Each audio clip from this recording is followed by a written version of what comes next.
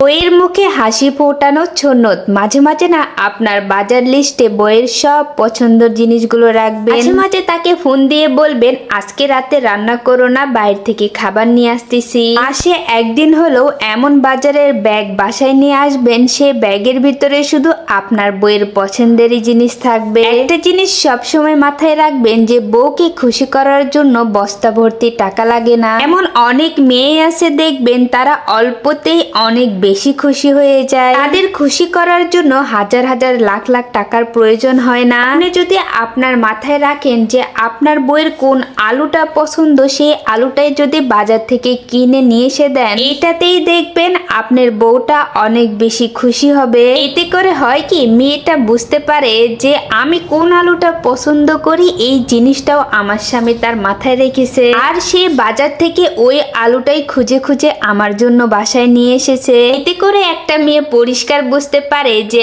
আমি কোন জিনিসটা পছন্দ করি, কোন জিনিসটা নিয়ে আসলে খুশি হব, এই জিনিসগুলো নিয়ে আমার স্বামী চিন্তা ভাবনা করে। এই কথাগুলো কেন বলতেছি জানেন? আজকে না আপনাদের ভাইয়া আমার সব পছন্দেরই বাজার করে এনেছে, সবজি থেকে শুরু করে। এই বাজারের ব্যাগে আহামরি দামি কিছু ছিল না, তবে সব কিছু আমার অনেক পছন্দের ছিল। কম দামি হলে কি হবে, সে যে আমার পছন্দটাকে গুরুত্ব দিয়েছে, আমি কি কি পছন্দ করি এই জিনিসটাও মনে রেখেছে, এটাই আমার কাছে অনেক বড় পাওয়া। তাই বলতেছি বউকে সবসময় খুশি রাখবেন। বউকে খুশি রাখার জন্য বস্তাভর্তি টাকার একদমই প্রয়োজন হয় না। 1500 টাকা খরচ করলে আপনার বউকে এক বস্তা ভর্তি খুশি উপহার দেওয়া যায়। এই জিনিসগুলো হয়তো আপনাদের কাছে অনেক সামান্য মনে হচ্ছে, কিন্তু এইটাই আমার কাছে অনেক কিছু। এমন অনেক মেয়ে আছে দেখবেন তারা দামি দামি রেস্টুরেন্টে যেয়ে খেতে একদমই পছন্দ করে না। এর ভিতরে আমিও একজন। আপনাদের ভাই আমাকে প্রায় সময়ই বলে চলো রেস্টুরেন্টে যাই, তোমাকে একটু ভালো মন্দ